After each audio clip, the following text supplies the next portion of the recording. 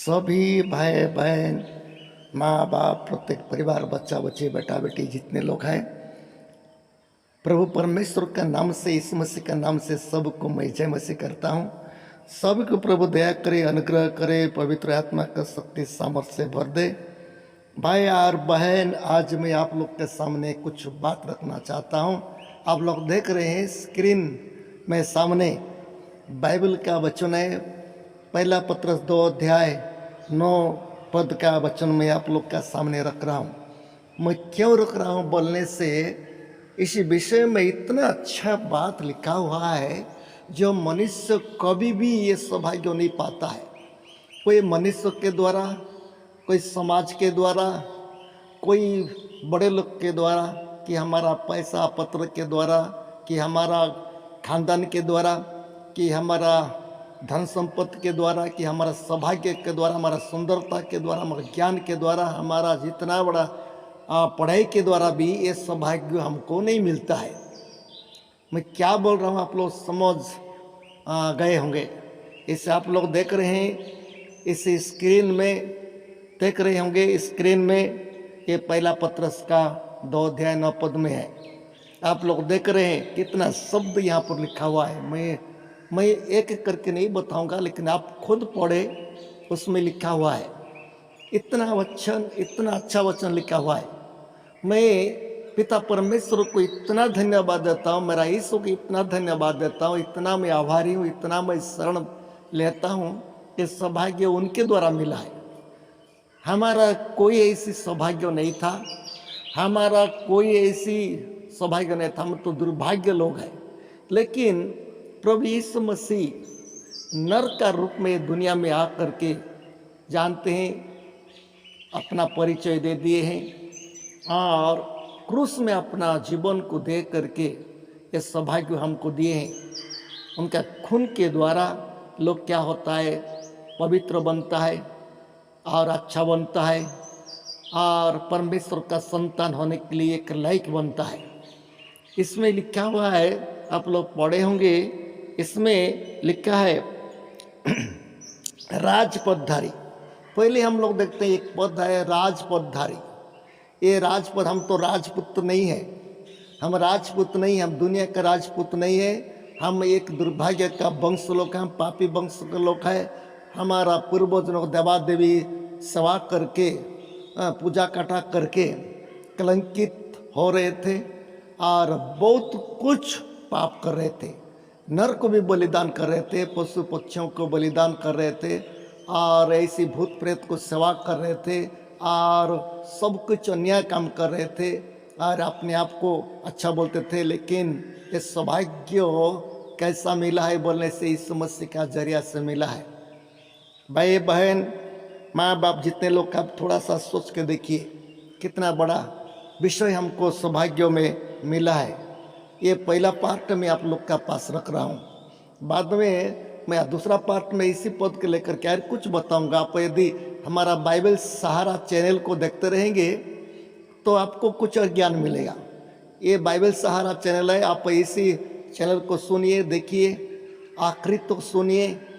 बाद में आपका राय क्या है तो कमेंट में लिखिए। और चैनल में यदि नया है भाई बहन, सब्सक्राइब करना ना भूले, क्योंकि मैं जब वीडियो अपलोड करूं पहले आपका नोटिफिकेशन आपका मोबाइल में आ जाता है। इसलिए आप लाइक भी करिए, अपना अपना बंधु प्रेम करने वाले को सबको शेयर करिए। ये किसका खिलाफ में नहीं है, एक बहुत अच्छा तरीका से बाइबल में लिखा हुआ है। इसमें लिखा हुआ है राजपदधारी। पहले शब्द में है, इस शब्द में राजपदधारी। आप पढ़ते होंगे, देखते होंगे, राजपदधारी। हम कौन है भाई, ये सौभाग्य हमको कौन देगा बताइए। आप देख रहे हैं स्क्रीन में भी, एक आदमी को यीशु मसीह क्या कर रहे हैं, मुकुट पहना रहे, मुकुट पहना रहे, ये जीवन मुकुट पहना रहे। दुनिया का जो मुरझाने वाला मुकुट नहीं है, ये अनंत जीवन का मुकुट है। यीशु मसीह उनको दे रहे हैं, उनका भक्त को दे रहे हैं, जो उनका वचन को मानता है, उनको प्रेम करता है, दिल में ग्रहण करता है और पवित्र समाज में रहता है। ये ऐसी लोगों के लिए ये सौभाग्य मिलता है। एक राजपदधारी है। कौन है राजपदधारी? सचमुच हम दुनिया का राजा नहीं है कि दुनिया का राज का वंश नहीं है। हम लोग एक फेंका हुआ वंश है, हम पापी वंश है, हम अधर्म से पैदा हुए हैं। बाइबल कहती है हम जो माँ का गर्भ में निर्मित हुए हैं, अधर्म से निर्मित हुए थे, पाप से हम पैदा हुए हैं, और ऐसे सौभाग्य हमको कौन देगा। इतना महान सौभाग्य मेरा प्रभु यीशु मसीह आपको दया, आपका अनुग्रह के आपको भी मेरे को भी इस मसीह का जरिया से ये सौभाग्य मिला है। हम सुंदरता नहीं है, काला हो गोरा हो, धनी हो दरिद्र हो, सबके सौभाग्य मिला है। मेरा प्रिय भाई और बहन, आप थोड़ा सोच के देखिए कितना बड़ा बात प्रभु हमको दिया है, कितना बड़ा अनुग्रह का बात प्रभु हमको दिया है। ये अनुग्रह के द्वारा ही ये सौभाग्य मिला है, नहीं तो नहीं मिलता है। प्रत्येक पुरुष लोग भी सोचिए, आप पहले कौन थे, अभी भी कौन कौन कैसा जीवन बिता रहे हैं, सचमुच में क्या कैसा जीवन बिता रहे हैं, ये लायक है क्या परमेश्वर का संतान बनने का लायक है कि नहीं। अवश्य कलीसिया में जाते होंगे, कलीसिया में जाते होंगे, कोई तो नहीं जाते होंगे, कुछ भी हो, लेकिन ये सौभाग्य कौन हमको दिया है, यीशु मसीह के जरिए से दिया है। राजपदधारी, पहले शब्द हम राजपदधारी, एक हम राजपद नहीं है, लेकिन हमको एक बिना मूल्य से अनुग्रह के द्वारा ये पद हमको परमेश्वर दिया है। कोई हो, कोई भी हो, जनरल भी हो, आदिवासी हो, कि वो भी कोई भी हो, जात का लोग हो, यदि इस मसीह को विश्वास करेंगे तो ये सौभाग्य उसको मिलता है। उसके बाद और एक बात में देखते हैं, परमेश्वर का निज प्रजा हो। बाइबल में लिखा है परमेश्वर का निज प्रजा। प्रजा किसका कहा जाता है, एक राजा रहते हैं, उसका अधीन में उनका राज्य में जितने लोग रहते हैं, राजा का प्रजा उन्हीं लोग होते हैं। तो इसलिए सर्वसृष्टिकर्ता पिता परमेश्वर, समग्र पृथ्वी का सृष्टिकर्ता पिता परमेश्वर का नाम से हम लोग रह रहे हैं। यदि कोई विश्वास करेंगे, मन परिवर्तन करेंगे, इस मसीह का विश्वास करेंगे और इस मसीह का जरिया से हम पिता परमेश्वर का निज प्रजा होते हैं, निज प्रजा होते हैं। अपना प्रजा को, अपना राजा लोग को भी नहीं छोड़ते हैं। हम लोग रहते हैं भारत में, और जो सरकार चला रहे हैं वही सरकार का अंडर में हम लोग रहते हैं, तो सरकार का प्रजा हम लोग होते हैं। हमारा सरकार जो है, प्रधानमंत्री, राष्ट्रपति, बड़े बड़े लोग हैं, उनके जरिए से हम लोग रहते हैं और उनका हम लोग ख्याल रखते हैं, जानते हैं इतना ख्याल रखते हैं। हम लोग को कभी कुछ हो जाता है तो ख्याल रखते हैं, इसको बोलते हैं निज प्रजा। हम लोग प्रजा है। तो इसीलिए बाइबल कहती है मेरा प्रिय भाई और बहन, हम परमेश्वर का एक प्रजा है, स्वर्ग का प्रजा है, जुग दुनिया का नहीं है, नरक का नहीं है, हम स्वर्ग का प्रजा है।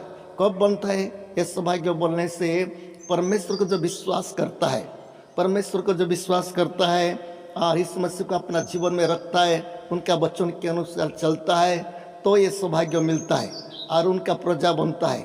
आज कितने लोग भाई और बहन मसीह जीवन में एक सौभाग्य मिला है। कलीसिया में कितने कितने लोग रहते हैं जो मन परिवर्तन कर रहे थे। पहले उन लोग अच्छा नहीं थे, पहले कोई तो शराबी थे, डकैत थे, चोर थे, व्यभिचारी थे और नाना प्रकार जान बुझ करके भी पाप कर रहे थे, फिर भी पश्चाताप का जीवन आया, पश्चाताप करते हैं। आज पश्चाताप बोलने का चीज़ की बहुत लोग को पता नहीं है, पश्चाताप क्या चीज़ है।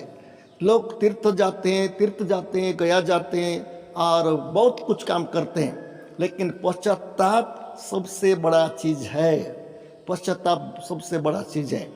इसीलिए हम एक बड़ा सौभाग्य मिला है मेरा प्रिय भाई और बहन, बहुत सौभाग्य मिला है।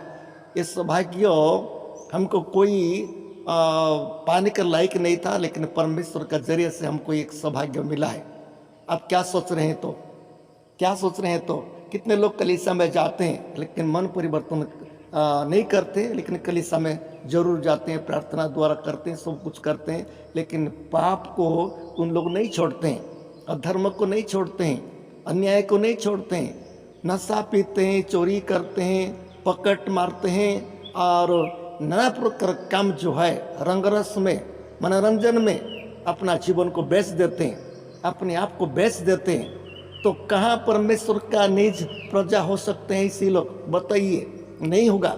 इसलिए सबसे क्या करना है, मन परिवर्तन करना है। मन परिवर्तन नहीं करके कलीसिया में जाओ, प्रार्थना में बैठो, गंगा जाओ, गया जाओ, दान दो, धर्म दो, तीर्थ जाओ, कुछ भी करो, मंदिर में जाओ, कुछ भी करो, यदि मन परिवर्तन नहीं है, पाप को नहीं छोड़े हैं तो, अधर्म को नहीं छोड़े हैं तो कोई मतलब नहीं है, कोई मतलब नहीं है। मेरा प्रिय भाई और बहन, ये सौभाग्य हमको मिला है तो हम परमेश्वर का आभारी होना है और मन परिवर्तन करना है, पवित्र जीवन बिताने के लिए बहुत कोशिश करना है, पवित्र संगति को ढूंढना है हमको। जो जो अच्छा संगति है, पवित्र संगति के ढूंढना है, क्योंकि भजन संहिता 1 अध्याय में लिखा है, दुष्ट लोग का साथ में जो नहीं रहता है, पापियों के पास खड़ा नहीं होता है और उनका काम में नहीं करता है और परमेश्वर का व्यवस्था को रात दिन में जो ध्यान करता है, ऐसे कौन है? यदि ऐसी है, वो हो सकता है ये सौभाग्य पा सकता है, वो ये सौभाग्य पा सकता है और ये सौभाग्य में रो सकता है और पवित्र लोग हो सकता है, पवित्र प्रजा हो सकता है, या याजक पदधारी हो सकता है। सोचो क्या सोच रहे हैं? तो आज कितने स्त्री लोग भी ये सौभाग्य मिला है, कितने स्त्री लोग को भी ये सौभाग्य मिला है, कितने पुरुष लोग को ये सौभाग्य मिला, बच्चा बच्चे को सौभाग्य मिला है। ये सौभाग्य को जो इसके द्वारा हम लोग को मिला है, उसको दृष्टि में हम कैसा चाल चलन होना है और कैसा जिंदगी बिताना है, हमारा मुंह का बोली भाषा कैसा रहना है, हमारा देखने में, चलने में, हर चीज़ में कैसा रहना है, इसको थोड़ा सोचिए। ये इसके थोड़ा सोच के देखिए। उसके बाद उसके और फिर मैं आप लोग को अंधकार से अपने अद्भुत ज्योति में बुलाया। और एक तीसरा पद में हम लोग देखते हैं, अंधकार से कहाँ बुलाया है? अंधकार से अद्भुत ज्योति में। अंधकार बोलने का क्या है? अब सोच के देखिए, अंधकार का अर्थ क्या है?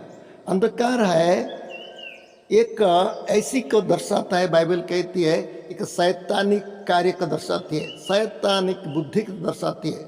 शैतानिक बुद्धि बोलने से, अंधकार बोलने से, अंधकार में जीव जंतु निकालते हैं, अंधकार में हर चीज़ अन्याय होता है, अंधकार में सब कुछ पाप किया जाता है। इसलिए अंधकार से हमको बुलाया, अर्थात ये सब से हमको क्या अलग कर दिए, जो अलग कर दिए केवल यीशु मसीह का वचन में लिखा हुआ है।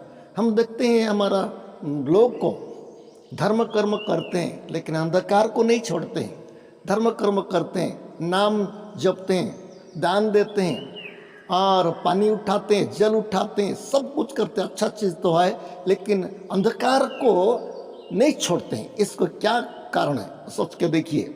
हम लोग देखते हैं कि याजक पदधारी के बाद हम पवित्र लोग बोल के लिखा है।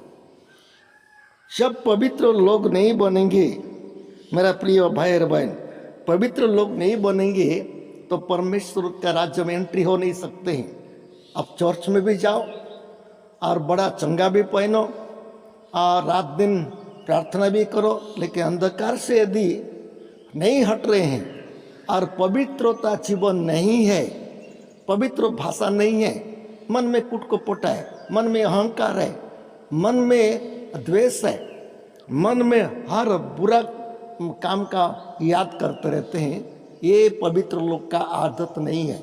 ये पवित्र लोग का आदत नहीं, अंधकार में रह करके ये सब कुछ करने का आदत है।